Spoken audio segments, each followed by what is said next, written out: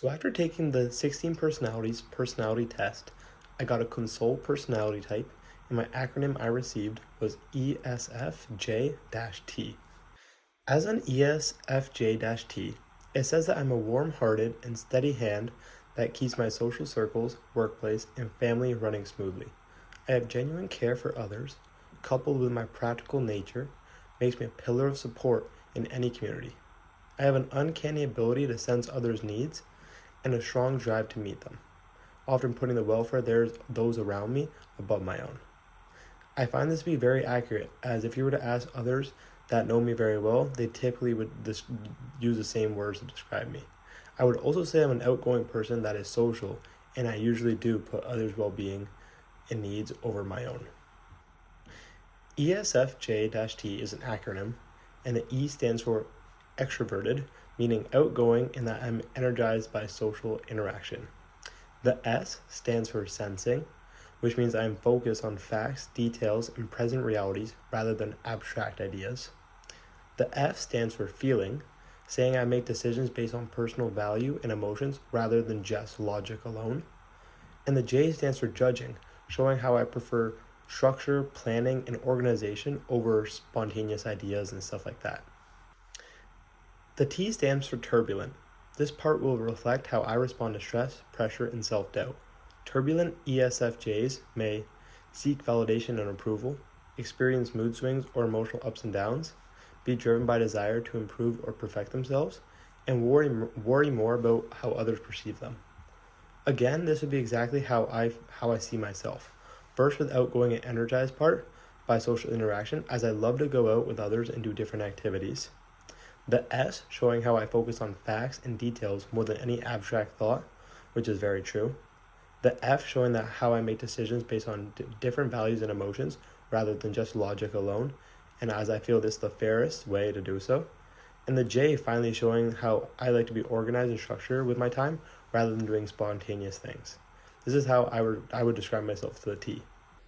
With the T, those are mainly the flaws I see for myself and things I can focus on. For example, like I said before, seeking validation and approval, experiencing mood swings and emotional ups and downs, being driven by a desire to improve or perfect myself, and worrying about how others perceive me. Those are all true, and I can focus to get better on these each day.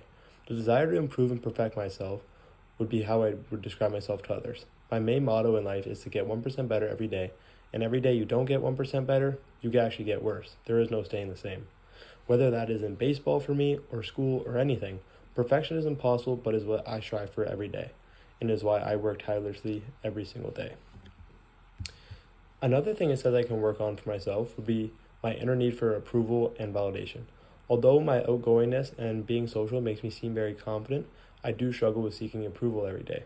I'm a confident person truly, but validation when doing something and getting that approval that I'm doing good, for example, is something that I still do, and is something I can still work on.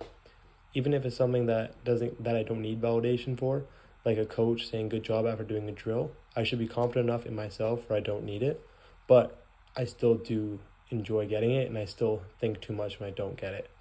And this is something I'm still getting better at and something I'm going to continue to work on. Next, let's talk about relationships. When it comes to personal relationships, this talks about how I would value closeness, loyalty, and harmony in my relationships. That I am probably the kind of person who remembers birthdays, checks in regularly, and goes out of my way to make my loved ones feel supported and cared for. I find it very fascinating how by just doing this test, it can tell so much accurate information about me. One challenge this says I come with is how I prioritize others' needs over my own. I can say how accurate this is based on previous personal and intimate relationships as well. When it comes to work relationships, this talks about how some of my strengths, some of them being a great team collaborator, being organized and dependable, an empathetic leader or coworker, and service-oriented, whether in leadership or support roles. Next, on to some challenges in my work I may face. This talks about how I may struggle with fast change or ambiguity, as I prefer plans and clarity, so I may struggle with chaotic or fast-paced shifts. And another being taking feedback personally, as constructive criticism can feel like a personal attack, if not delivered gently. These are both very true and struggles of mine growing up through school. I find it very cool how just by answering 50 questions on the multiple choice quiz how accurate all this information can be. Through taking this personality test and seeing the results, it feels like I got my mind read, and it's basically just told me all about my life, all the good aspects and all the struggles and things I need to work on. I really enjoyed this assignment, and thank you very much for listening.